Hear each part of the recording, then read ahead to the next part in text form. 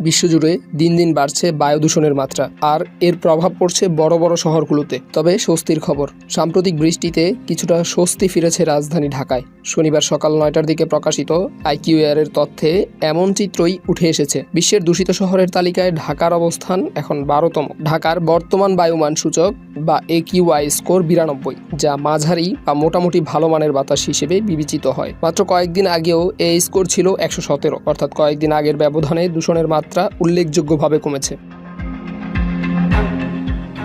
তালিকার শীর্ষে রয়েছে কঙ্গোর কিনশাসা। শহরটির AQI স্কোর 169, যা অস্বাস্থ্যকর পর্যায়ে রয়েছে। দ্বিতীয় অবস্থানে থাকা উগান্ডার কাম্পালার স্কোর 153। তৃতীয় স্থানে রয়েছে চিলির সান্তিয়াগো, যার স্কোর 124। এছাড়া দুবাই, জেরুজালেম, ইনচেয়ন, ডেনভার ও সিওলেও বায়ুমানের মান সন্তোষজনক নয়। অন্যদিকে ভারতের দিল্লি, কলকাতা ও মুম্বাইয়ে আজ বাতাস তুলনামূলক ভালো রয়েছে। একই চিত্র দেখা গেছে পাকিস্তানের করাচি ও লাহোরেও।